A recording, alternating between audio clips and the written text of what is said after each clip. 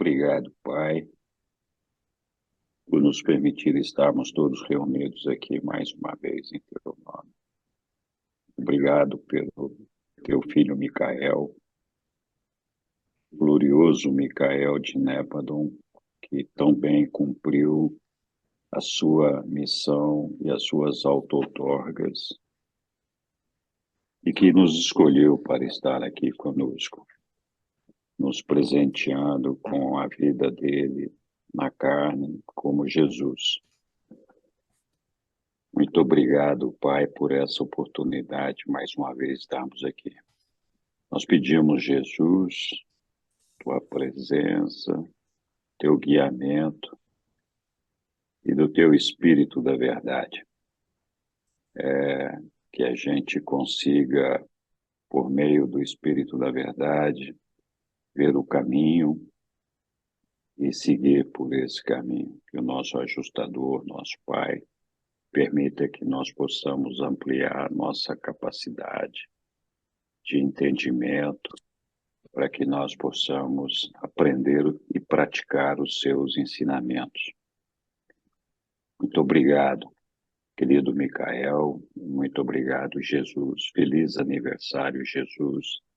Parabéns, Micael, por ter cumprido uma outorga tão bem sucedida, com tanta mestria e com tanta sabedoria. A gente te ama muito. Um beijo. Muito bem. Muito obrigado a todos por estarem aqui esta noite. Feliz Natal a todos. Hoje é o nosso Natal. Estou muito feliz de ver algumas carinhas que fazia tempo que a gente não via e de ver que temos aí muita gente interessada em falar do nosso e ouvir sobre o nosso Jesus. Nós temos no nosso grupo o hábito de uma leitura sequencial. E nós estamos já há algum tempo lendo os ensinamentos e a vida de Jesus. E nós já passamos por esses documentos e esses assuntos que nós vamos discutir hoje. Mas isso já foi há algum tempo atrás. Além disso, sempre temos novas pessoas chegando e talvez, não sei se todo mundo tem conhecimento dos temas que nós vamos discutir hoje. Mas, a bem da verdade, nas nossas reuniões, eu às vezes sinto falta de que a gente tenha a memória, a lembrança desses ensinamentos que nós vamos discutir hoje. Então, acho que nós poderíamos estar fazendo e devemos fazer uma festa muito grande pelo aniversário de Jesus, mas eu achei que a melhor maneira de agradecer a Jesus, de cumprimentá-lo por seu aniversário, era justamente falando da sua missão e do seu trabalho, e de como ele cumpriu isso de forma magistral. Então, preparei aqui um pequeno resumo de algumas coisas que eu acho que são bastante interessantes e que pode nos ajudar a compreender melhor quem é Jesus, por que ele esteve aqui, o que ele veio fazer entre nós. Muitos de nós temos uma visão um pouco limitada com relação aos propósitos de Jesus, a sua permanência entre nós, algumas vezes até um pouco distorcida, mas eu acho que o que nós vamos cobrir hoje aqui pode, de alguma forma, iluminar as nossas mentes, o nosso coração, a nossa alma, para que a gente tenha uma percepção melhor do nosso amado Mestre e principalmente do nosso Micael. Então, muito bem-vindo a todos, Feliz Natal, feliz aniversário, Jesus. Parabéns, Micael. Vamos lá. Eu vou compartilhar com vocês a minha tela e eu espero que todo mundo já a esteja vendo.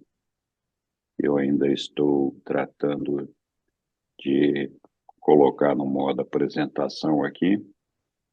Vocês podem me interromper a qualquer momento, podem fazer questões, colocar questões, adicionar comentários, enfim, temos liberdade aqui no nosso grupo, como sempre tivemos, para que todos se manifestem quando julgarem necessário e apropriado. Esta imagem que eu coloquei aqui, que é uma imagem simbolizando José, Maria e Jesus, é uma imagem não muito usual, não muito comum nos meios que nós temos visto. Eu extraí essa imagem daquele livro que foi publicado pelo Mo Siegel, que é o presidente da Fundação Urantia, sobre a história não contada de Jesus. E essa pintura aqui, esse retrato, que é o Filho do Homem, o Filho de Deus, foi uma pintura, uma arte feita por esse cidadão Jeremy Wimborg.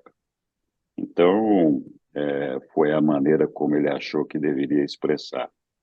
De uma maneira geral, eu evito de usar imagens de figuras assim, porque de verdade, de fato, nenhum de nós conhece a verdadeira face de Jesus e a verdadeira face, estou falando da fase física, né? Não da fase espiritual. Nenhum conhece a verdadeira face de José ou Maria.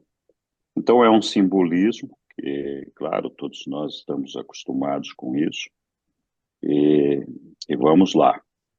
Eu espero que isso não tenha chocado ninguém. Antes da gente entrar no nosso tema hoje aqui, eu queria dar uma recapitulada rápida para a gente saber como está estruturada a organização do universo dos universos. Nós temos basicamente, no contexto dos universos evolucionários, três ambientes. Existe um quarto, que são os anéis exteriores, que nós não estamos representando aqui. Mas nós temos um ambiente que é o paraíso e a Avona, né, que é o universo central, que é a morada, o paraíso é a morada do nosso Pai Celestial, do Filho Eterno e do Espírito Infinito, né? E aí, alguns seres foram gerados a partir dessas três deidades. Entre eles está os Micaéis, né, que são filhos do Pai Celestial e do Filho.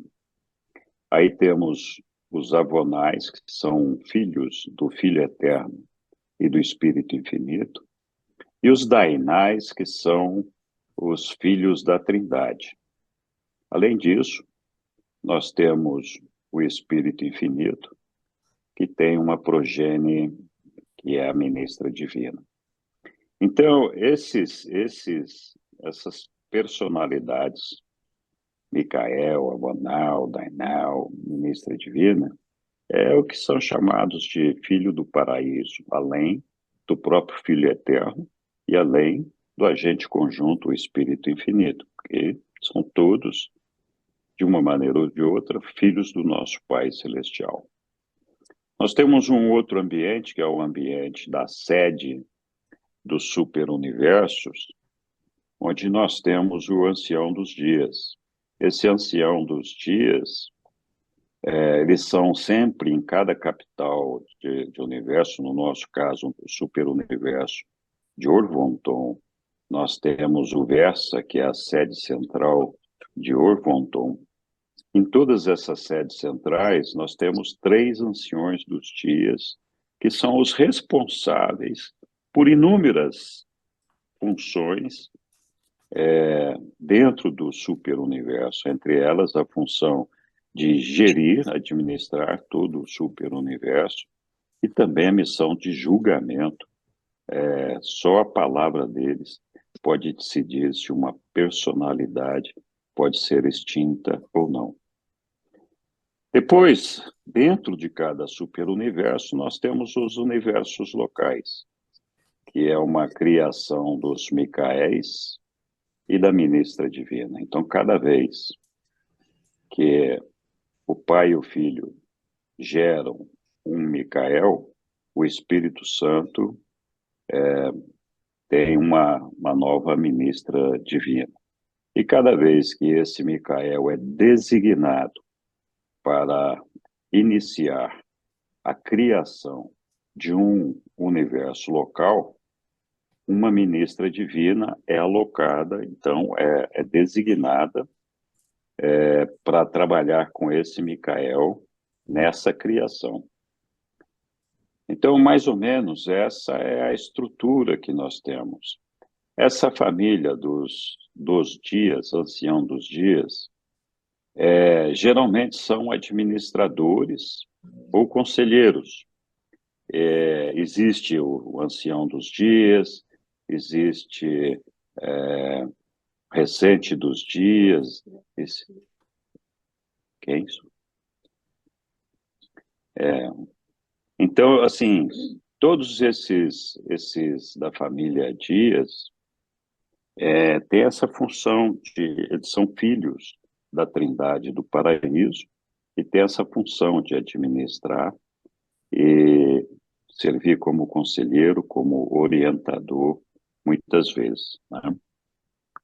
Então, aqui no universo local, a gente tem um Micael e uma ministra divina, que são os progenitores de uma prole bastante interessante aqui.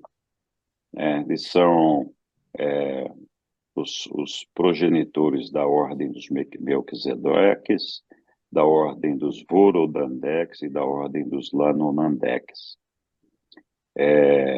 Então, essa ordem de Melquisedeque são aqueles socorristas e também os treinadores, né, para poder orientar a todas as pessoas, a todos os seres celestiais. Eles têm vasto conhecimento, uma vasta experiência.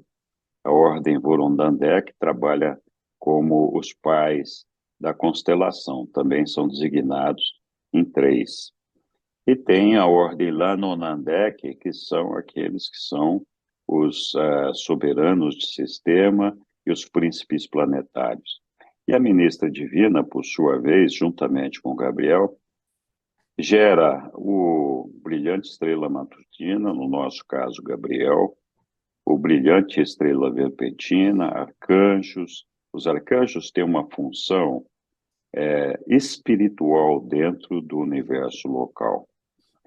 E aí a ministra divina tem os 7 espíritos ajudantes da mente, ela gera os serafins, os querubins, etc. Então, o nosso trabalho aqui não é falar de todas dessas áreas, mas é para lembrar mais ou menos como a coisa está organizada, para a gente poder entender melhor a missão do nosso Micael quando ele esteve aqui entre nós, e a missão dele em suas auto-outorgas. Então, vamos lá. Logo no início do livro, lá no documento 7, os reveladores nos falam das origens, das missões de auto-outorga dos filhos do paraíso. Então, lá no 7452, eles dizem o seguinte, que o plano de auto-outorga é o grande empreendimento da revelação do Pai feita pelo Filho Eterno e pelos seus filhos coordenados. Então, a principal missão das auto-outorgas é essa revelação do Pai, que é feita, então, pelos filhos do paraíso, dirigidos pelo Filho Eterno e pelos filhos coordenados, que são aqueles filhos que nós acabamos de ver ali, os filhos Micaéis, os filhos Avonais, os Dainais, etc. Consiste na autodoação dos filhos de Deus. Então, uma autodoação de cada um deles para todas as criações evolucionárias, personalizando-se e factualizando-se nessas apresentações, para tornar real o amor do Pai e a misericórdia do Filho às criaturas de todos os universos. Então, essas auto-outorgas têm, de um lado, esse propósito de revelar o Pai. O outro propósito, inerentemente a esse plano de auto-outorga, e como um aspecto do aprovisionamento da ministração do amor, os filhos do paraíso atuam como reabilitadores daquilo que a vontade desviada da criatura colocou sob ameaça espiritual.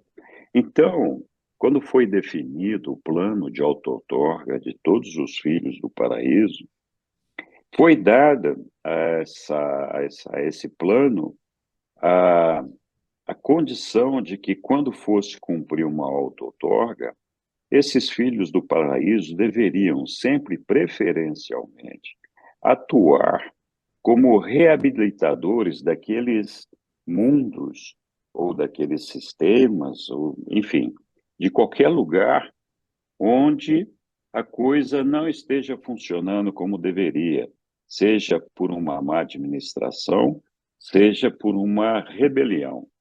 Então, quando Jesus, por exemplo, o nosso Micael escolheu Urântia, não foi por acaso. É que isso, ou seja, escolher um planeta que tem problemas com a rebelião, esse negócio todo, faz parte do provisionamento que esses filhos têm que cumprir nas suas auto-outorgas. Então, por isso que nós vamos ver nosso Micael escolheu o nosso planetinha aqui. Os filhos do paraíso, eles ficam comprometidos e prontos para atuar como resgatadores, indo até os reinos mesmos da rebelião, para ali restaurar o status espiritual das esferas. E foi esse serviço heróico que um filho criador, coordenado, prestou em Urântia, concomitantemente à sua carreira experiencial de auto-outorga para aquisição da soberania. Então, nós já podemos detectar aqui dois objetivos da carreira do nosso mestre, ou alguns, né? Por exemplo, a auto-outorga dele, no nosso caso, no nosso planeta, foi para fazer a revelação do Pai, conforme nós vamos ver ali adiante. De outro lado, a auto-outorga dele é uma condição sine qua non para que ele conquiste a mestria do seu universo, possa compreender melhor, com mais misericórdia, toda a sua criação. É diferente você mandar alguém fazer alguma coisa e esperar que essa pessoa ou esse ser cumpra aquilo que você está mandando, se você mesmo nunca experienciou ou nunca viveu aquela experiência. Então, esse é o propósito. Nosso filho criador, ele, para conquistar a mestria do universo local dele, ele tinha que se submeter a essa auto-outorga de viver como um de nós. E esse propósito se somou a, a sua esse serviço de tentar resolver a questão da rebelião aqui em Urântia, onde nós estamos envolvidos. E também ele veio para revelar o Pai. Então, aqui, nesse simples documento aqui, a gente já tem uma ideia e explicações para muitas coisas que a gente, às vezes, não sabe de onde vem e o porquê delas, né? Qual é o compromisso, então, e propósito da auto-outorga? A auto-outorga é inerente, como nós falamos, aos filhos do paraíso. O Filho Eterno, que é a segunda pessoa da Trindade, e pai ou mãe de todos os Micaéis, ele tem uma figura mais bem descrita pelos reveladores como mãe, iniciou essa prática, ou seja, o Filho Eterno, a segunda pessoa da Trindade, ele mesmo cumpriu auto-outorgas.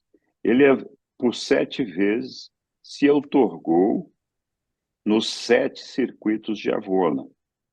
Então, ele cumpriu esse programa também.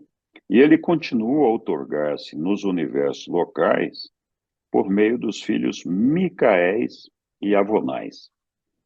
Os filhos Avonais, eles são filhos do Filho Eterno e do Espírito Infinito.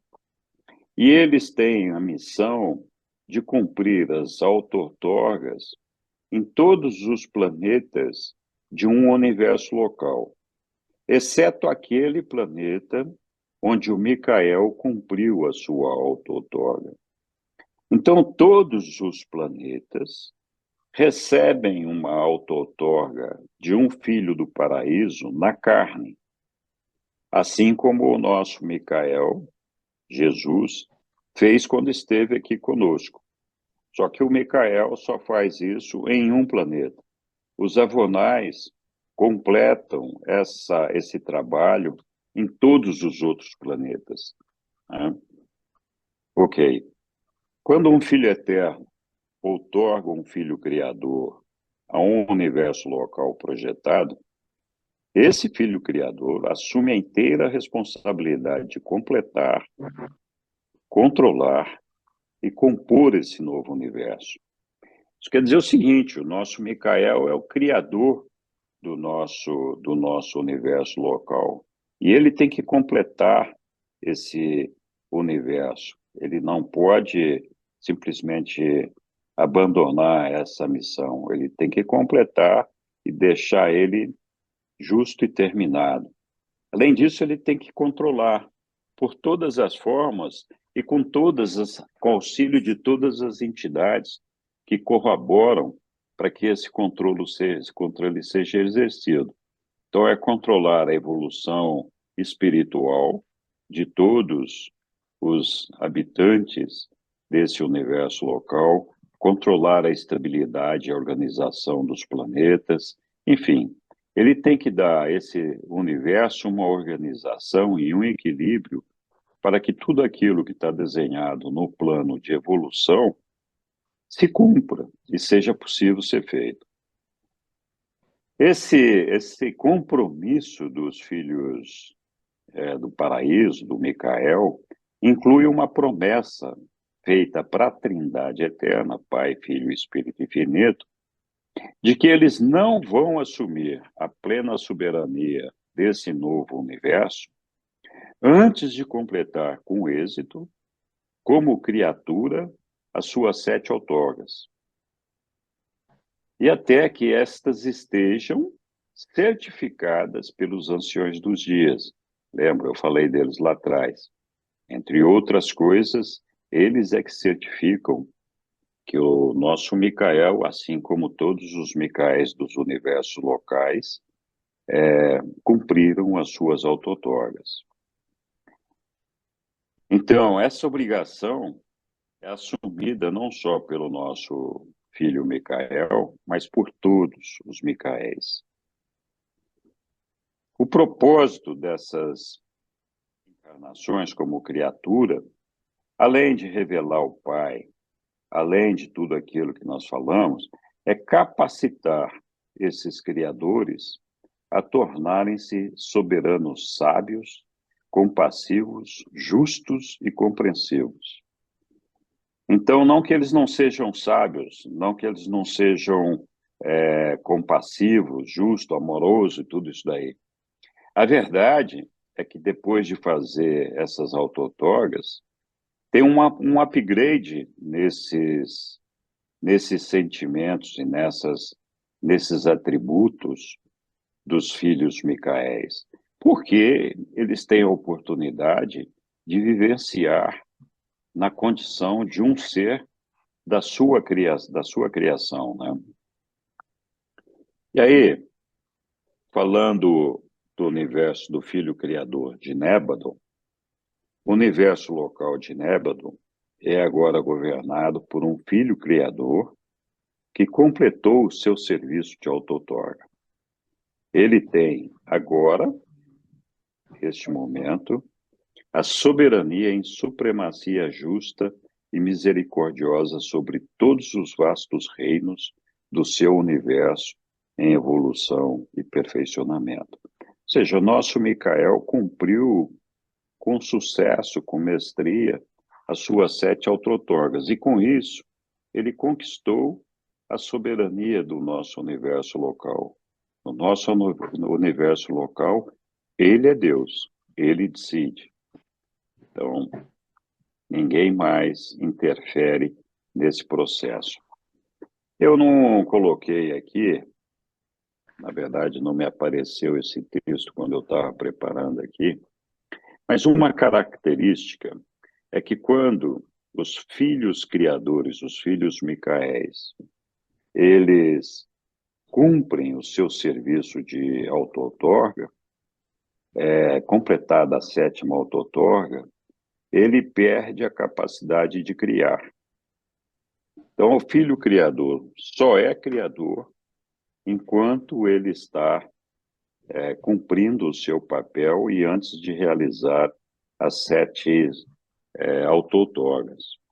Então, é uma característica interessante esse processo, e isso não significa que diminuiu o poder dele, ele só deixou de ser um criador, mas tem, então, o seu reinado para ser cumprido até que se complete luz e vida no seu universo local.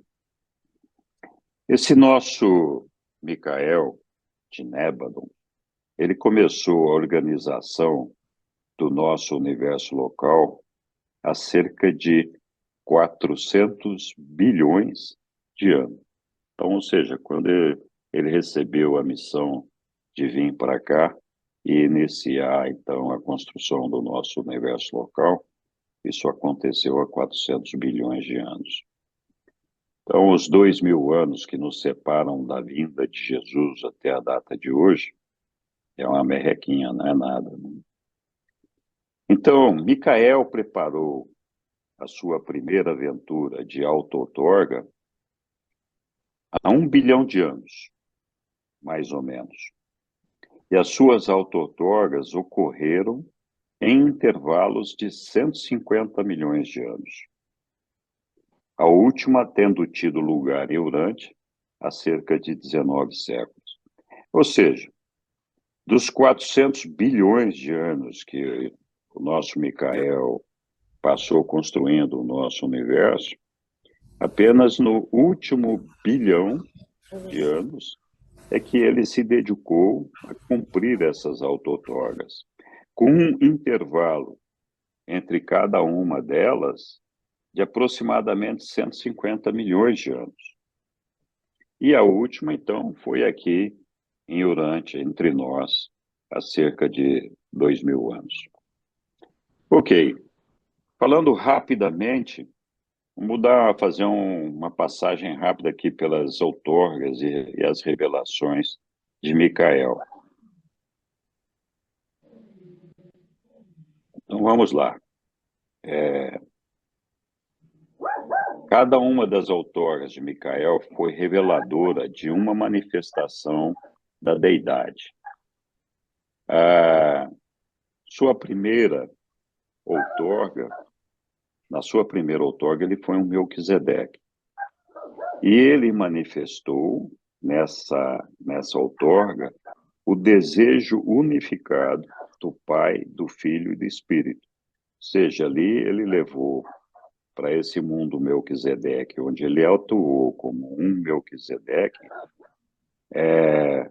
representando o Pai, o Filho e o Espírito, seguindo o guiamento das três pessoas da Trindade, mas não da Trindade, só das três pessoas individualizadas. Como todo mundo sabe, nós temos 7 combinações para as divindades do paraíso, né? O Pai, Filho e Espírito, né? Então são 7 combinações possíveis. É Pai, Filho, Espírito, Pai, Filho, Pai, Espírito, Filho, Espírito e Pai, Filho e Espírito, né? São as 7 combinações. Então aqui, na sua primeira outorga, cerca de 1 bilhão de anos atrás, talvez 800 milhões aproximadamente, o nosso Micael, então, cumpriu a sua primeira outorga na condição de ser um Melquisedeque e representando, então, com desejo unificado do Pai, do Filho e do Espírito. Na sua segunda outorga, ele apareceu como um Lanonandek. Então, vejam, atenção aqui para um outro fato. Ele tem que cumprir as suas outorgas sempre atuando como um dos seres criados por ele. Então, Melquisedeque, vocês se lembram lá naquele mapinha, é uma criação do pai Melquisedeque, da ministra divina e do nosso Micael. O pai Melquisedeque, além da ministra divina e do Micael, inclui um ancião dos dias na sua geração. Tá. Além do Melquisedeque, então, na segunda outorga, ele atuou como um Lanonandek.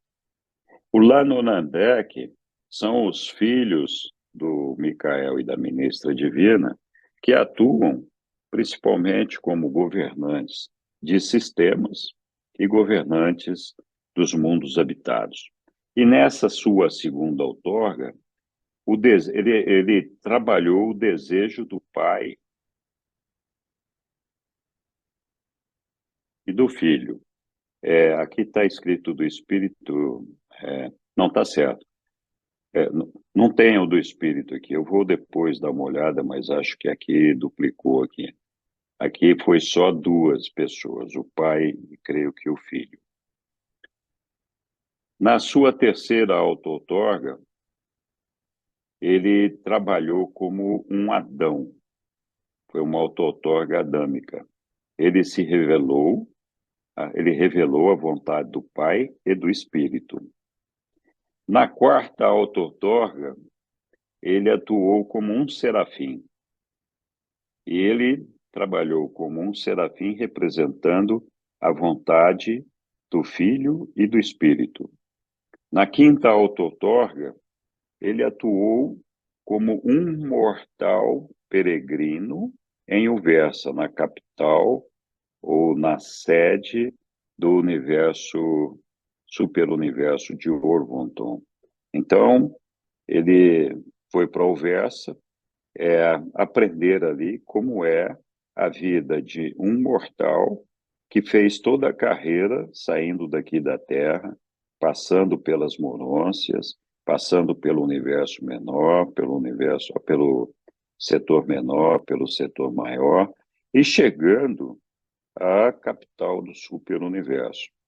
Como um dia nós também chegaremos. Então, ali, nessa quinta outorga, ele atuou como um mortal em Uversa e ele retratou a vontade do agente conjunto, que é o Espírito Infinito. Na sexta outorga, ele representou o Filho Eterno e ele atuou como um mortal moroncial, ou seja, um mortal que ressuscitou nas morôncias e viveu a sua experiência moroncial. Então, essa foi a sexta outorga do nosso Criador. Na sétima outorga, como todos nós sabemos, foi a outorga material, e ela foi em Urântia, e ele viveu aqui em Urântia a vontade do Pai Universal, como um mortal, mesmo em carne e sangue. Então, aqui são as 7 outorgas feitas por Jesus, por nosso Micael, perdão, para cumprir, então, esse mandado de, de não assumir o seu universo completamente enquanto não tivesse conquistado a mestria e soberania dele a partir dessas 7 autarquias.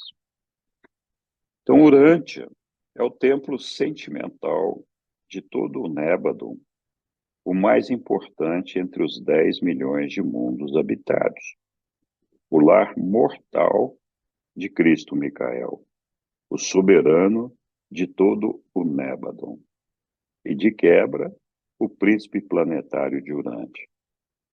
Então, isso aqui é importante, porque isso aqui é uma afirmação dos nossos reveladores, porque muitas vezes a gente tem a impressão que Urântia é um planetazinho que está ali abandonado à sua sorte, sem guiamento, que está faltando assistência espiritual e outras coisas por conta da rebelião que nós vivemos. Então, não é verdade. Sim, temos problemas, temos dificuldades, mas a gente não pode esquecer que Micael escolheu Urântia para vir viver a sua vida na carne, e essa vivência não foi só para Urântia, não foi só para o nosso planeta. Tudo o que ele fez aqui foi reportado e visto por todos os outros mundos habitados. E a vida dele aqui, o desempenho da vida dele aqui, serviu, então, para iluminar todos os outros mundos, não só o nosso. Então, Urântia é esse templo sentimental de todo o Nébadon, porque todo mundo sabe onde Micael viveu a sua 7ª auto-outorga. E assim eles dizem que Urântia é o mais importante entre os 10 bilhões de mundos habitados. Importante lembrar que esses 10 milhões de mundos habitados do universo de Nébadon ainda estão em construção. Nós não temos ainda os 10 milhões.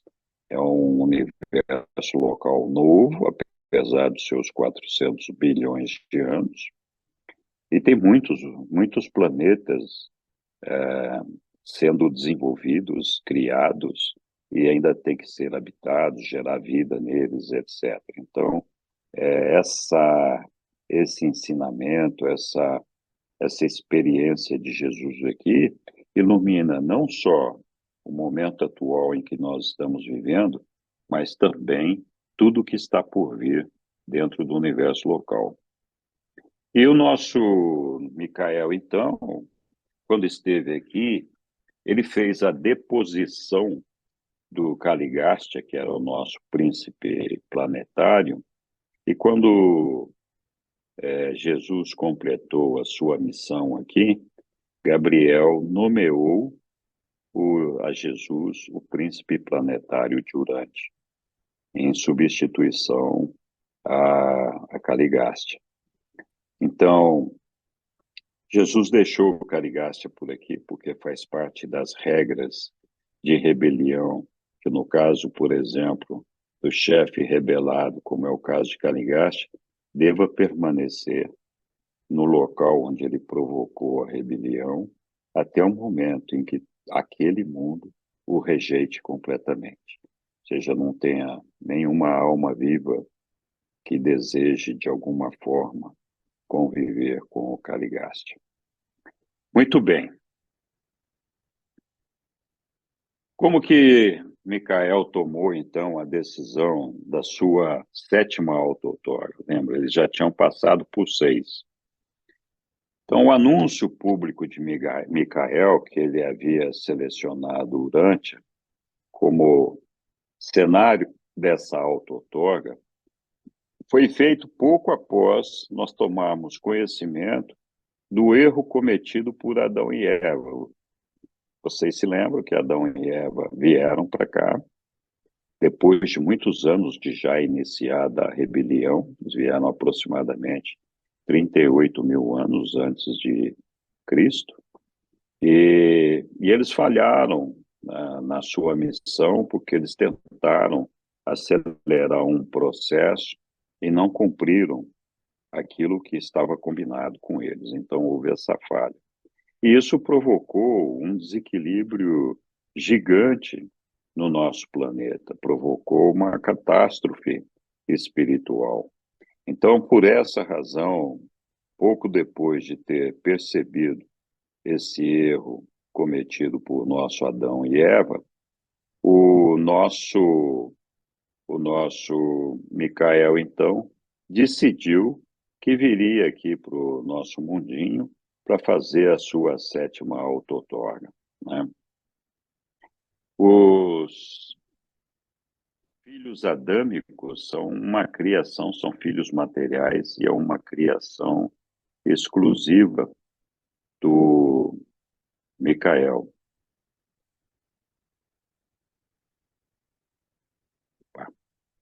Passei errado aqui, desculpem.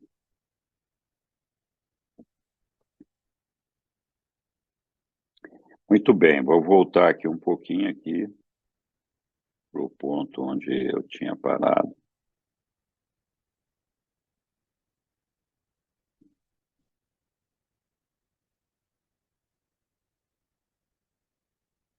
Então, nós estávamos falando da decisão de auto-outorga, né? E foi tomada a decisão logo depois do erro cometido por Adão e Eva. E aí, então, Jesus, Josué ben José, foi concebido e nasceu no mundo exatamente como quaisquer outros meninos antes e depois do tempo dele. Esse menino era a encarnação de Micael de Nébanon, um filho divino do paraíso e o criador de todo este universo local de coisas e seres. Então, quando a gente fala exatamente, é preciso entender o que significa isso. Eu já mostrei isso aqui outras vezes. Eu estou usando aqui uma simbologia para representar a composição do ser humano, o que o ser humano é. Então, nós temos aqui alguns anéis, cada um desses anéis representam um aspecto da nossa, um atributo ou uma parte do nosso ser. A primeira delas é a personalidade, que eu coloquei aqui como esse último anel, porque a personalidade deve englobar, deve ser a coordenadora de todas as outras características que nós temos. Aí o segundo é o corpo físico, energia física. O terceiro é a mente, energia mental, que está alojada em um cérebro, né? Ela nos é dada pelo Espírito Infinito. E, finalmente, nós temos o Espírito, que é o nosso ajustador do pensamento, que, juntamente com a nossa mente, constrói a nossa alma. E, na minha opinião, em algum momento, essa mente depois migra para essa alma e o nosso cérebro material perece. Então, o que tem o nosso Micael quando ele veio para o nosso mundo? Ele recebeu um corpo físico. Esse corpo físico foi gerado a partir de José e Maria. Ele foi um bebê, uma criança concebida como outra criança qualquer do nosso reino. É o que está escrito ali pelos reveladores. Então, do resultado do acasalamento de José e Maria. Evidentemente, deve ter tido o dedinho de Deus ali para que essa fecundação acontecesse. Mas o resultado desse acasalamento resultou na gestação de Jesus. Então, tendo um corpo humano, Jesus tinha também um cérebro humano. E ele, assim como nós, foi dotado com uma mente que lhe foi dada pelo Espírito Infinito, da mesma forma como nós.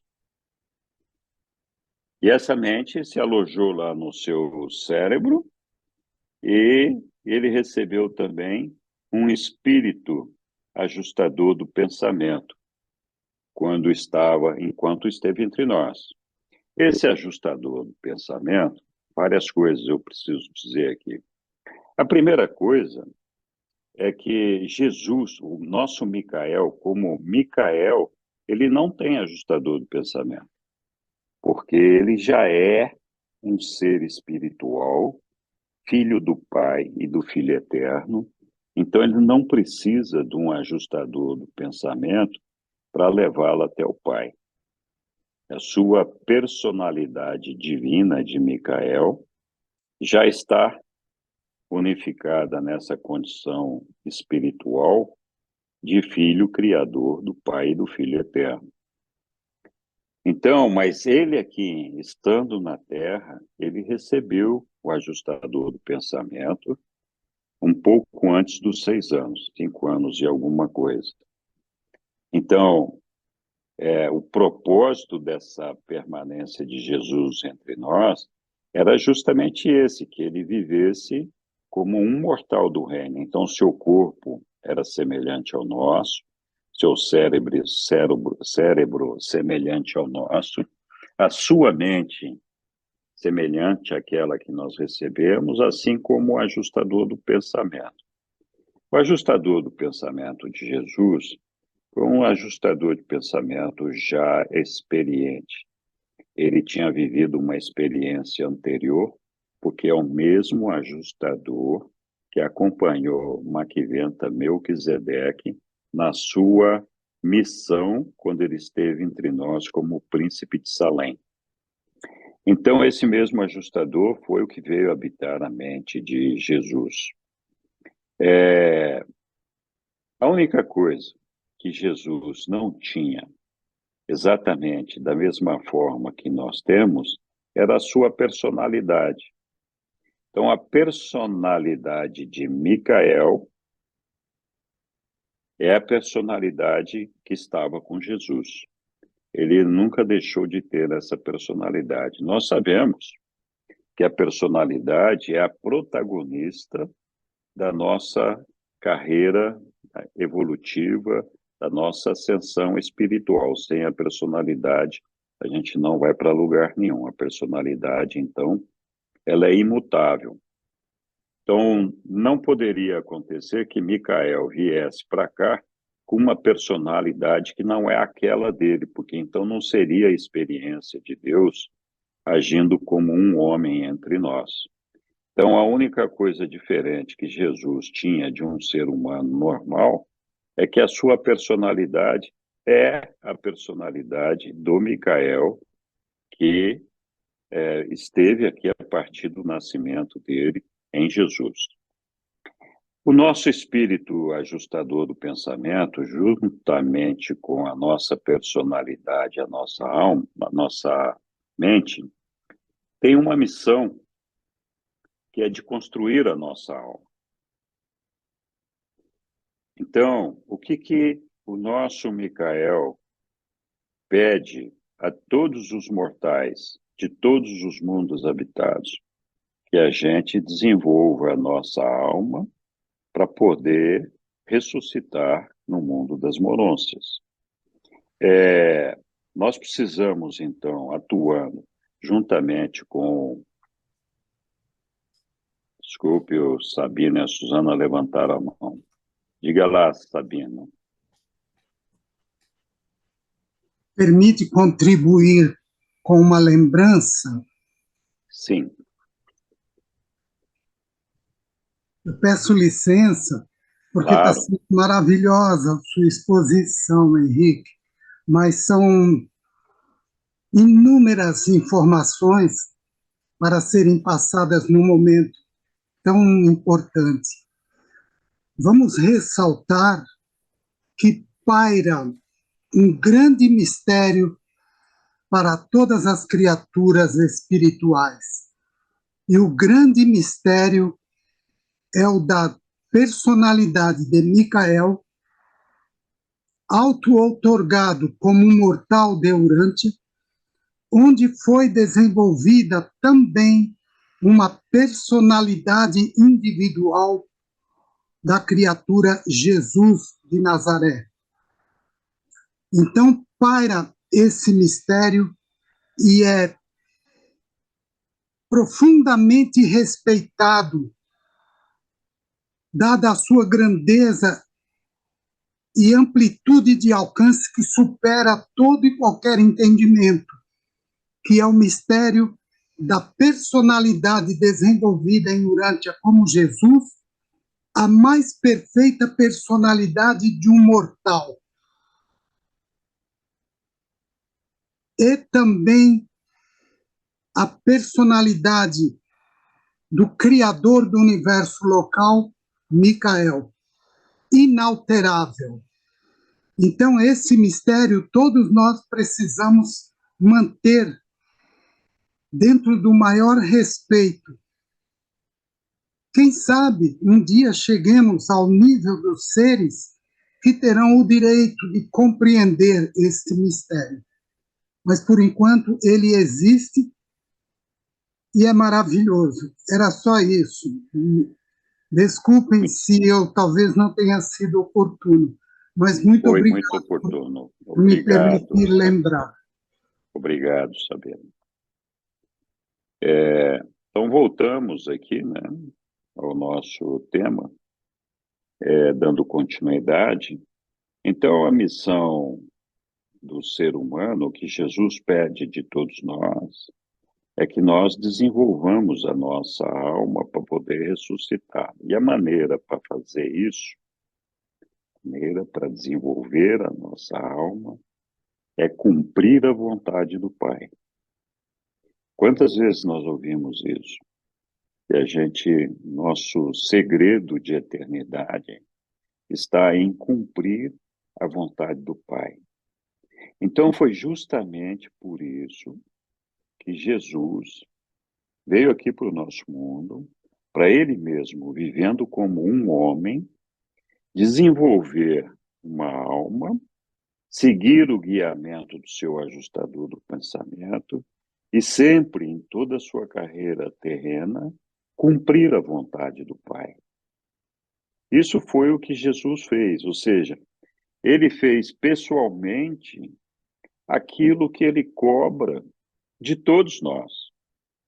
Essa é a condição sine qua non para que a gente possa despertar nas morôncias, na condição de um mortal ressuscitado e seguir a nossa carreira a partir dali. Então, alguns aspectos devem ser lembrados. Ao desenvolver a sua alma, o propósito de desenvolver a alma é não só ressuscitar, mas alcançar a fusão com o ajustador do pensamento. É por meio dessa fusão que nós nos transformamos num ser espiritual, deixamos de ser material, nós nos transformamos num ser espiritual, e aí sim, verdadeiramente, no DNA, filhos de Deus. Então, se a gente parar para pensar nisso, dá para perceber que o nosso Micael não poderia se fusionar. Ele teria que desenvolver a sua alma para mostrar para ele mesmo, para todos os seres celestiais e para os homens, de que essa tarefa é possível de ser alcançada vivendo aqui na Terra. E Jesus desenvolveu completamente a sua alma e era chegado já o momento da fusão do ajustador do pensamento dele com essa alma. Só que esse evento, que seria na época do batismo de Jesus, e aqui é importante a gente lembrar que o batismo não tem nada a ver com esse evento da fusão ou da alma ou do ajustador, foi só uma referência de época em que isso aconteceu. Naquele momento em que Jesus ia ser batizado, o ajustador do pensamento abandonou a mente de Jesus, foi até Divinity, no lar dos ajustadores, onde ele foi abraçado pelo Pai que deu a ele uma personalidade.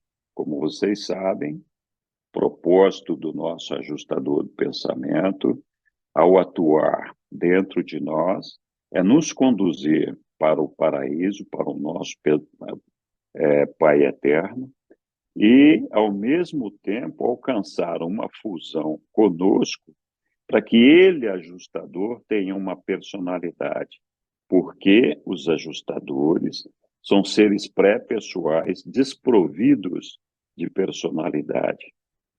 Então, esse evento é muito interessante e a gente precisa, então, prestar atenção nisso. A fusão só não aconteceu naquele momento, porque o ajustador do pensamento, então, foi até o Pai, recebeu uma personalidade concedida pelo Pai, que não era a personalidade do nosso Micael, e voltou ali para a cena do batismo, onde Jesus, então, estava sendo batizado, e ali, ao regressar, ele disse: Eis aqui o meu filho amado, em quem eu muito me comprazo.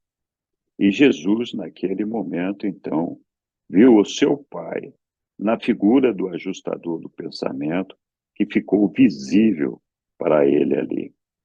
Então, esse evento é um evento importante por várias razões, né? Para a gente entender que, primeiro, Jesus ali tinha cumprido a sua missão de desenvolver a sua alma e alcançar o ponto de fusão com o ajustador do pensamento. Ou seja, essa missão que é dada a todos os Micaéis, ele cumpriu quando tinha o quê?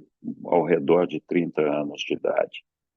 Estava pronto, então, para isso. Então, a partir daquele momento, ele poderia abandonar a carreira mortal dele na carne e voltar lá para Salvington e pronto, dar por concluída a sua missão aqui na Terra. Mas ele ainda tinha assumido alguns outros compromissos, entre eles o de revelar o Pai Universal aos homens, e também o de acabar com a rebelião aqui em Urante. Então, foi por isso que ele acabou ficando aqui, e a partir desse momento, ele iniciou a sua carreira pública, não como um homem mais, porque até então ele tinha atuado o tempo todo como um homem mortal do reino comum, né, igual a todos nós, e a partir daquele momento ele passou a atuar como Deus. Não que ele tivesse sido Deus ou homem em momentos diferentes, ele sempre foi Deus. E, enquanto esteve entre nós, foi Deus encarnado na carne. Muito bem, vamos avançar aqui. Ok. Aí, um pouquinho antes de partir, para vir para o seu nascimento aqui na Terra, Jesus teve uma conversa com Emanuel. O Emanuel é a figura, vou mostrar aqui agora. Então, assim, é uma figura, é um filho da Trindade do Paraíso, e aqui os reveladores explicam. A administração das personalidades originárias da Trindade termina no governo do superuniverso. Os universos locais são caracterizados pela supervisão dual, aquilo que é fonte e origem do conceito pai e mãe. O pai do universo é o filho criador. A mãe do universo, a ministra divina, o espírito criativo do universo local.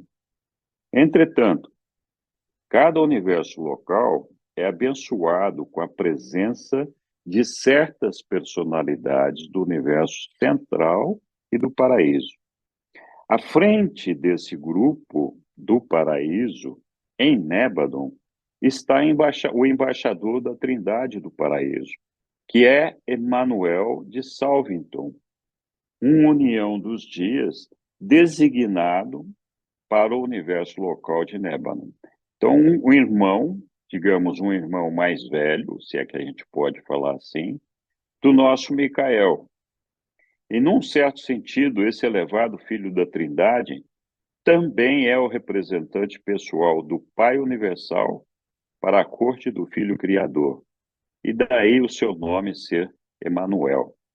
Então, antes de vir para cá, Jesus tinha, o Micael tinha ali com ele, atuando sempre, o Emanuel, que, que estava ali aconselhando, dando guiamento, etc. Então, antes dele vir para a Terra, ele teve uma conversa com Emanuel, que nós vamos reproduzir algumas partes dela aqui.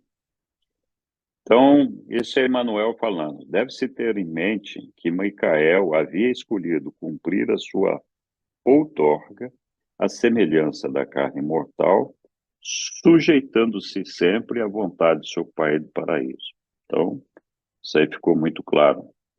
Até este momento, Emanuel falando para Micael, surgistes na esfera das tuas outorgas como um ser plenamente desenvolvido. Então, nas outras outorgas, nas outras 6, ele já era um ser desenvolvido, adulto, quando ele apareceu, da ordem escolhida por ti.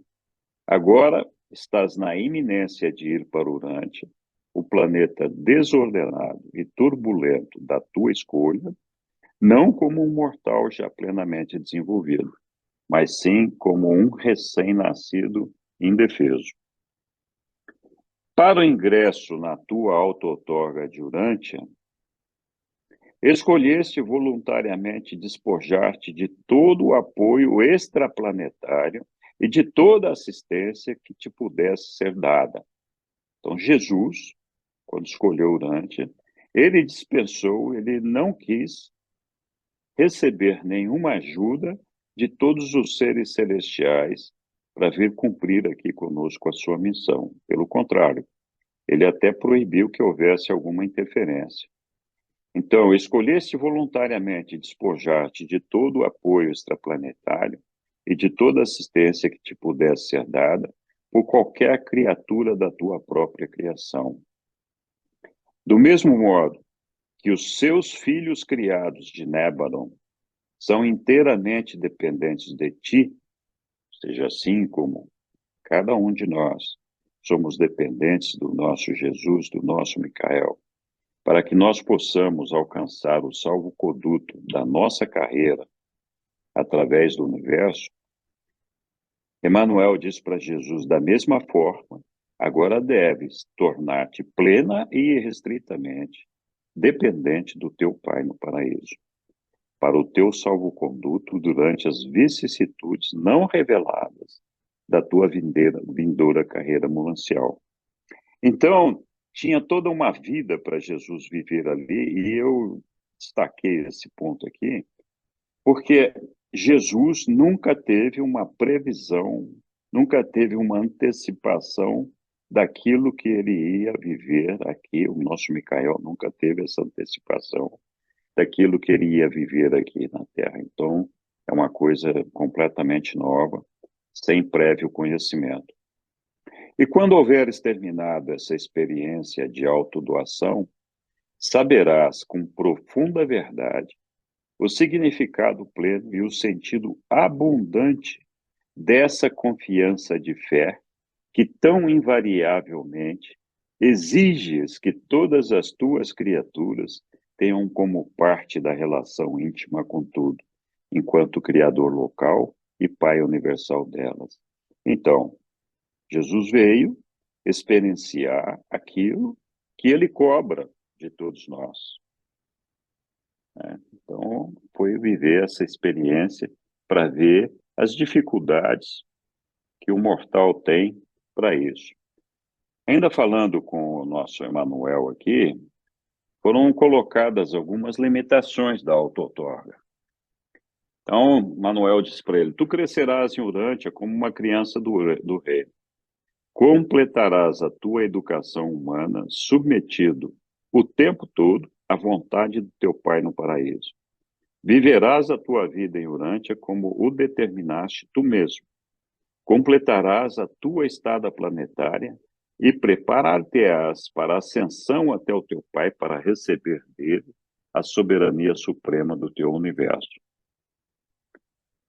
Ainda diz Emmanuel, eu te aconselho que depois que estiveres suficientemente autoconsciente da tua identidade divina, então, quando veio na forma de um bebê para cá, o nosso Micael não tinha consciência de quem ele era, mas ele nunca deixou de ser quem ele era. Ele só não tinha consciência disso. E à medida que ele foi crescendo, foi se desenvolvendo, e foi atuando e se deixando guiar pelo pai, ele foi cada vez mais tendo a autoconsciência de quem ele era.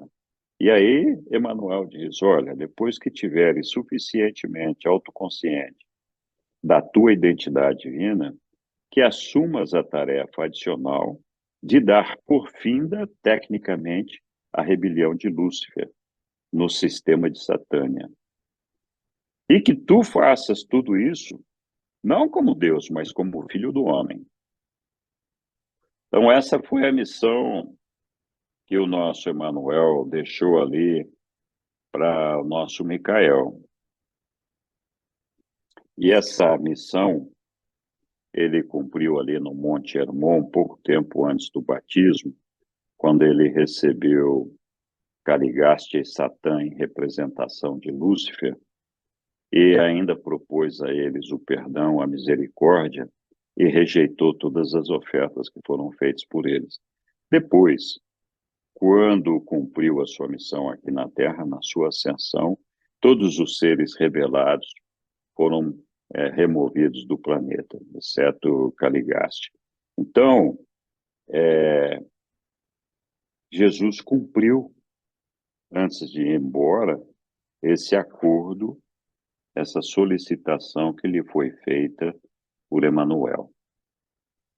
Quando houveres obtido o êxito em terminar com a secessão de Urântia, aceite que Gabriel confira a ti o título de príncipe planetário de Urântia. Como nós já tínhamos falado lá atrás, Jesus, ao depor Caligastia, ele então foi nomeado príncipe planetário de Urântia. E aí, na condição de príncipe planetário de Urântia, ele estabeleceu uma estrutura de governo que ele pessoalmente não tem como dedicar o tempo todo ao nosso planeta. Então, ele montou uma estrutura de governo, colocou um príncipe regente, um conselho de 24 personalidades, e toda uma estrutura que não é o propósito aqui da nossa apresentação, do nosso estudo, mas a verdade é que o nosso príncipe planetário é o nosso Micael. Ainda continuando, o Emmanuel disse a ele, Gabriel, e todos aqueles, Gabriel, para quem não se lembra, não sabe, é o filho primogênito da ministra divina e o Micael, e é o comandante executivo de todas as forças administrativas celestiais do nosso universo local. É ele quem dirige tudo. Gabriel e todos aqueles que estiverem envolvidos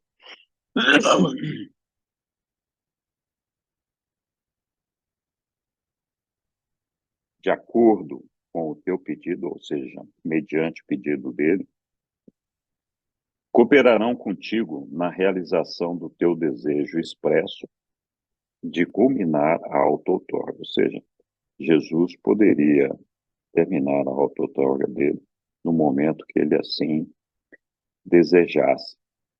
Mas, se levada até o final, a missão era que Gabriel e todos os envolvidos atuariam em representação, atendendo ao pedido de Jesus, para que houvesse um pronunciamento de um juízo dispensacional aqui do nosso mundo. Então, quando Jesus esteve aqui entre nós e que ele partiu daqui, houve um juízo dispensacional. Como vocês sabem, todos os mortais ficam adormecidos e eles podem despertar para a ressurreição, dependendo do seu julgamento, em diferentes momentos, né? O terceiro período, a cada 1000 anos, ou quando ocorrer uma dispensação. A dispensação, então, desperta todos aqueles mortais que ficaram adormecidos durante um longo período. Não tem uma data para essa dispensação acontecer, ela acontece de vez em quando. Então, acontece, por exemplo, quando veio Jesus aqui, e aí tivemos essa dispensação.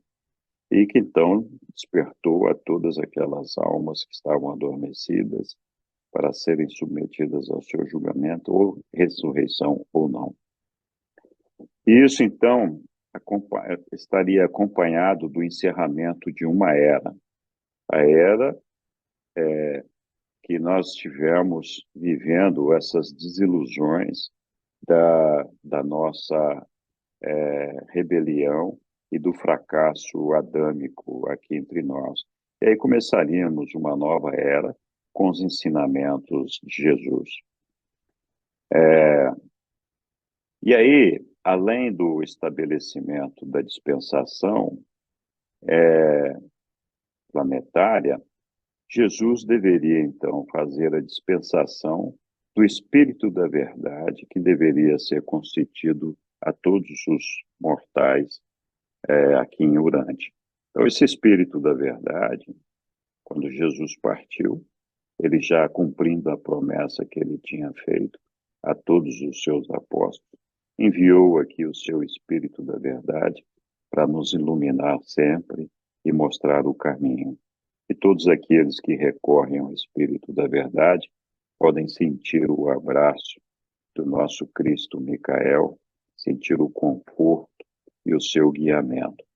É importante ainda destacar que a presença do Espírito da Verdade entre nós habilitou o nosso planeta para que todos os mortais do nosso planeta, a partir daquele momento, pudessem receber um ajustador do pensamento. Até então, só os mortais que tinham algum merecimento recebiam um ajustador do pensamento. Então, esse grande feito de Jesus ao cumprir a sua missão aqui e nos dispensar, nos trazer o Espírito da Verdade, não só deixou conosco a sua presença eternamente, como também nos permitiu aceder ao ajustador do pensamento todos os mortais indistintamente. Muito bem, essa missão também foi cumprida. Ainda continuando nessa conversa, no planeta da tua outorga, libera espiritualmente o homem segregado pela rebelião. Em Urântia, dá mais uma contribuição à soberania do Supremo, estendendo o estabelecimento dessa soberania até os amplos domínios da tua criação pessoal. Nesta que será a tua outorga à semelhança da carne, tu irás experimentar o esclarecimento final de um Criador no tempo e espaço. Terás a experiência dual de trabalhar dentro da natureza humana, mas com a vontade do teu Pai do Paraíso, que é o que ele pede para nós, né? Na tua vida temporal, a vontade da criatura finita e a vontade do Criador infinito estão para tornar-se uma, da mesma forma que também estão unindo-se à deidade evolutiva do Ser Supremo, e derrama sobre o planeta da tua outorga o Espírito da Verdade, assim faz com que todos os mortais daquela esfera isolada seja imediata e plenamente acessível à recepção e ao ministério da presença, distinguida do nosso Pai do Paraíso, o ajustador do pensamento. A tua vida na carne em Urântia será, mais que tudo, a inspiração para todas as vidas, sobre todos os mundos de Nébadon, e para todas as gerações nas eras que estão por vir. Continua o nosso Emmanuel. Demonstra as possibilidades transcendentes daquilo que pode ser alcançado por um ser humano conhecedor de Deus. E é isso que a gente vê quando olha para Jesus, vê a sua vida na carne, a gente vê qual é o nosso futuro promissor de eternidade, de conquista, de uma elevação espiritual que é simplesmente transcendental, de nos levar para um outro mundo, livre das nossas aflições aqui. E aí ele pede ainda que se faça uma interpretação iluminadora e nova do homem e das vicissitudes da vida planetária dele, para todas as inteligências supra-humanas de todo o Nébadon, para todo sempre. Então, não só ele revelou Deus ao homem, como ele revelou o homem para todos os seres celestiais do universo de Nébadon, para que todo mundo pudesse melhor compreender a natureza do homem, a natureza mortal. Ainda, continua o nosso Emmanuel, ainda que estejas para tornar-te um humano comum do reino, permanecerá sendo um filho criador do Pai do Paraíso durante essa encarnação. E ainda que estejas vivendo e agindo como um filho do homem, os atributos criadores da tua divindade pessoal acompanhar-te-ão desde Salvington até Urântia. Sob a decisão da tua vontade, estará sempre o poder de dar por finda a encarnação, a qualquer momento, após a chegada do ajustador do pensamento, que para ele aconteceu entre os 5 e 6 anos. Antes da chegada e da recepção do ajustador, diz Emmanuel, garantir-te-ei eu a tua integridade de personalidade.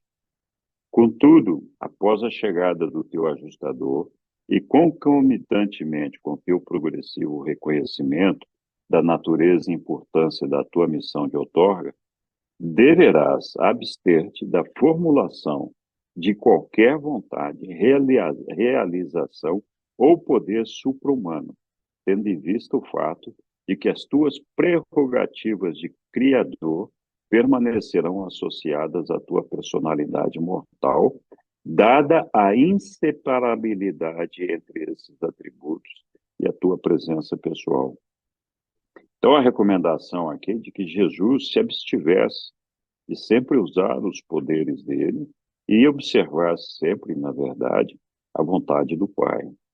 Nenhuma repercussão supra-humana acompanhará, pois, a tua carreira na Terra, fora da vontade do Pai do Paraíso, a menos que por um ato de vontade consciente e deliberada, tu tomes a decisão cabal que culmine em uma opção pela tua personalidade total, coisa que Jesus não fez enquanto esteve entre nós. Ele não, em nenhum momento, fez a opção de assumir a sua personalidade total e sempre se sujeitou à vontade do nosso Pai. E ainda, as exortações finais. Na busca do ideal da tua vida na Terra, dês uma atenção também a dar exemplo na realização de algumas coisas práticas e de ajuda imediata para teus semelhantes mortais. Vive a tua vida de família e comunidade de acordo com as práticas dos povos entre os quais elegeste aparecer. Então, essa era uma coisa que Jesus tinha que cumprir, ele tinha que viver como todos nós vivíamos naquela época, ele não podia trazer inovações ali no modo de vida. Nas tuas relações com a ordem social, aconselhamos que dirijas os teus esforços mais à regeneração espiritual e à emancipação intelectual, e que evites qualquer entrelaçamento com a estrutura econômica e comprometimentos políticos com os teus dias. mais especificamente, que te devotes a viver a vida religiosa ideal em Urântia. Por isso que Jesus não se envolveu nos aspectos econômicos e políticos daquela época. Numa circunstância, nem mesmo quanto ao menor detalhe, deverias interferir na ordem da evolução progressiva e normal das raças de Urântia. Em nenhuma circunstância, nem mesmo quanto ao menor detalhe, deverias interferir na ordem da evolução progressiva e normal das raças de Urântia. Ou seja, Jesus não tinha autorização para vir aqui e transformar todos nós em seres perfeitos, em acabar com as nossas aflições, em acabar com as nossas misérias. Ele não poderia interferir no nosso processo evolutivo de outra forma que não nos apontando a luz de ascendência espiritual. Então, ele não podia intervir de nenhuma maneira para que a gente abreviasse a nossa experiência terrena. Que essa proibição, no entanto, não seja interpretada como limitadora dos teus esforços para deixar atrás de ti um sistema duradouro e melhorado de ética religiosa positiva. Como um filho dispensacional, a ti são concedidos certos privilégios no que concerne ao avanço no desenvolvimento espiritual e religioso dos povos daquele mundo. E ainda, continuando aqui, Emanuel, poderás identificar-te com movimentos espirituais e religiosos existentes,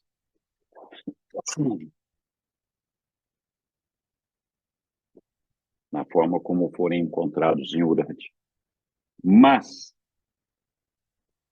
procura de todas as maneiras possíveis evitar o estabelecimento formal de um culto organizado, de uma religião cristalizada, ou da formação de um agrupamento ético de seres mortais que seja segregador. Por mais que Jesus tivesse lutado para que isso não acontecesse, os seus apóstolos, no final, acabaram formando a igreja. A tua vida e os teus ensinamentos estão destinados a se transformarem na herança comum de todas as religiões e todos os povos, não de uma única igreja. Outro pedido, outra limitação colocada por Emmanuel: não deixes documentos escritos para trás de ti naquele planeta. Exime-te de deixar escritos feitos em materiais permanentes. Conclama os teus semelhantes a não criarem imagens ou outras figuras sobre tua figura, como um Micael encarnado. Assegura-te de que nada potencialmente idólatra seja deixado no planeta à época da tua partida. Ainda assim, existem alguns ícones, algumas coisas que a gente idolatra como sendo coisas de Jesus, até hoje tem. Mas Jesus fez um esforço grande de não deixar nada escrito, de não deixar que ninguém o pintasse, desenhasse, etc. Possivelmente, o item 7, possivelmente não terás relações matrimoniais, ainda que essas poderiam ser inteiramente honrosas e consistentes com a tua outorga, ou seja, não está proibido, por isso que ele fala que possivelmente não terá essas relações. Mas um dos mandados de Sonarrington, que é o lar dos filhos criadores, que regem as encarnações, proíbe aos filhos do paraíso que deixem qualquer descendência humana. Então, sim, Jesus não estava proibido de ter relações sexuais, mas estava proibido de deixar descendência humana. Encomendamos o teu ser ao guiamento do ajustador do pensamento. Este mesmo espírito que guia os humanos, e aqui é importante, o ajustador de pensamento, apesar de ter vivido uma experiência anterior com o nosso Melquisedeque, Maquiventa Melquisedeque, não é um espírito ajustador do pensamento diferente de todos os ajustadores do pensamento que nos habitam. podem ter mais ou menos experiência, mas eles são semelhantes entre si, têm a mesma característica, a mesma natureza, né? Então, ou seja, o que Jesus recebeu é o que também nós recebemos, né? Este mesmo Espírito que guia os humanos e é o julgamento da razão da tua mente em expansão da dotação hereditária humana. Tal associação capacitar-te a viver para nós a vida perfeita de homem das esferas planetárias. Então, Jesus é quem deveria ser o guiamento, então, ser guiado por esse ajustador do pensamento. Cristo Micael, ainda que sendo um ser de origem dual, nunca foi uma personalidade dupla. E não foi Deus em associação com o homem, mas foi sim Deus encarnado no homem. E ele foi sempre precisamente esse ser combinado. O único fator progressivo de tal relação incompreensível é o do entendimento e do reconhecimento da sua autoconsciência gradativa, da sua mente humana, desse fato de ser Deus e homem. O propósito supremo da auto-outorga de Micael foi de acentuar e engrandecer a revelação de Deus. Quando ele escolheu vir para cá, houve um trabalho de escolher a raça e a família de Jesus. Quando Micael escolheu Urântia como o planeta onde cumprir a sua outorga final, Gabriel fez uma visita pessoal a Urântia e, pelo resultado do seu estudo dos grupos humanos e da sua pesquisa das características espirituais, intelectuais, raciais e geográficas do mundo e seus povos, ele decidiu que os hebreus possuíam aquelas vantagens relativas que garantiriam a sua seleção como raça para a auto-outorga. Depois que Micael aprovou essa decisão, Gabriel destacou a comissão familiar dos 12, selecionada dentre as mais elevadas personalidades deste universo, e despachou-a para Urântia, encarregando-a da tarefa de efetuar uma investigação sobre as famílias judaicas. Quando essa comissão terminou os seus trabalhos, Gabriel estava presente em Urântia e recebeu o informe que designava 3 casais com perspectiva de poderem ser, na opinião dessa comissão, as famílias igualmente mais favoráveis à auto-outorga em prospecto para a encarnação projetada do nosso Micael. Então, 3 casais foram selecionados, né? Dos 3 casais apontados, a escolha pessoal de Gabriel recaiu sobre José e Maria. Os casais que viviam na Palestina por volta, na época da auto-outorga de Micael, José e Maria possuíam uma combinação ideal de parentescos raciais abertos e de dons de personalidade acima do normal. Um minutinho aqui que eu estou admitindo as pessoas que estão chegando, tá bom. Uma tarde, perdão, consegui. Uma tarde, Gabriel apareceu a Maria ao lado de uma mesa baixa de pedra e, após ela haver se recomposto, ele disse: venho a pedido daquele que é meu mestre, a quem tu irás amar e nutrir. A ti, Maria, trago alegres novas e anuncio que a concepção em ti foi ordenada pelo céu e que no tempo devido tu te tornarás a mãe de um filho. Tu o chamarás Josué, e ele irá inaugurar o reino dos céus na terra entre os homens. Cadê o Reginaldo? Reginaldo, em nome de Jesus, Reginaldo, cuidado com o que tu vai falar. Cadê o Reginaldo?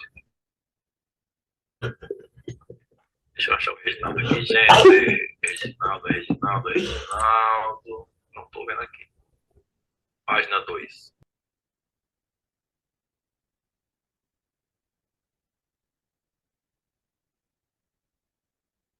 Pessoal, estou removendo algumas pessoas aqui que estão insistindo em entrar na nossa sala.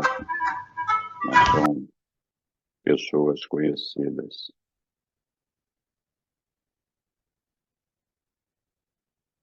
Por favor, não vamos admitir mais ninguém. Okay? Estamos recebendo aqui um bando de gente aqui que não é conhecida. Muito bem, vou continuar aqui para terminar, que é o nosso tema de hoje. Então, mais tarde, José teve a experiência de um sonho de forte impressão. Nesse sonho, um mensageiro celestial brilhante apareceu. A ele disse: José, apareça sob o comando daquele que agora reina nas alturas. E tenho mandado de instruí-lo a respeito do filho que Maria irá gerar e que se tornará uma grande luz para o mundo. Nele estará a vida, e a sua vida tornar-se-á a luz da humanidade. Ele virá primeiro para o seu próprio povo. Todavia, poucos desses o receberão. Mas a quantos receberem, será revelado que são filhos de Deus. Depois dessa experiência, José deixou totalmente de duvidar da história de Maria sobre a visita de Gabriel. José não tinha a linhagem de Davi. Havia entre a ideia do Messias que viria salvar os judeus, que ele seria um descendente do rei Davi e assumiria o lugar do rei Davi. Maria tinha mais ancestrais na linha de Davi do que José. Bem verdade é que José havia ido a Belém, cidade de Davi, para ser registrado no censo romano. Mas isso aconteceu porque 6 gerações antes, o ancestral de José naquela geração, sendo um órfão, tinha sido adotado por um certo Zadok, que era descendente direto de Davi, e por isso José podia ser contado como sendo da casa de Davi. Aí, falando um pouco do nascimento de Jesus e da personalidade, da forma como Jesus era, então eles contam aqui que muito da doçura especial de Jesus e da sua compreensão compassiva da natureza humana, ele herdou do pai dele, José. O dom de ser um grande mestre e a sua imensa capacidade de indignar-se por retidão, ele herdou da mãe dele, Maria. Nas reações emocionais ao meio ambiente na sua vida de adulto, Jesus era também, como seu pai José, meditativo e adorador, o que algumas vezes deixava transparecer tristeza, mas ele conduzia-se de maneira otimista e com a disposição determinada da sua mãe. No conjunto, a tendência era de que o temperamento de Maria dominasse a carreira do Filho Divino durante o seu crescimento e nos passos decisivos da sua vida adulta. Jesus, então, era uma mistura dos traços de seu pai. E aí, Maria, que havia ido até Belém com José para o censo, após a chegada deles, na primeira noite já, durante toda essa noite, Maria estivera inquieta, de forma que nenhum dos dois dormiu muito. Ao amanhecer, as pontadas do parto já estavam bem evidentes, e no dia 21 de agosto do ano 7 a.C., ao meio-dia, com a ajuda e as ministrações carinhosas de mulheres viajantes amigas, Maria deu à luz a um pequeno varão. Jesus de Nazaré havia nascido para o mundo. Encontrava-se enrolado nas roupas que Maria havia trazido consigo para essa contingência e deitado em uma manjedoura próxima. Da mesma forma que todos os bebês tinham vindo ao mundo até então e viriam desde então, nasceu o menino produtivo. E ao 8º dia, conforme prática judaica, ele foi circuncidado formalmente. Então, Feliz Natal a todos, feliz aniversário, Jesus, parabéns e obrigado, Micael, parabéns por tua conclusão da tua auto-outorga de maneira tão magistral, tão sábia e por ter nos deixado todo esse legado de Jesus. Muito obrigado a todos, Feliz Natal a todos. Se alguém quiser fazer algum comentário adicional, fique à vontade. Ou uma homenagem.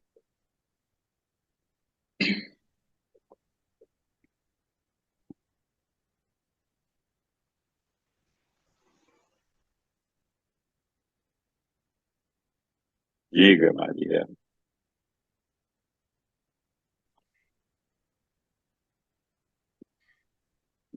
Eu tenho uma dúvida, Espera um pouquinho aqui. só, Ilse. A Maria Ah, tá. levantou a mão aqui, eu estou esperando ela falar. Não sei se ela está com o microfone fechado.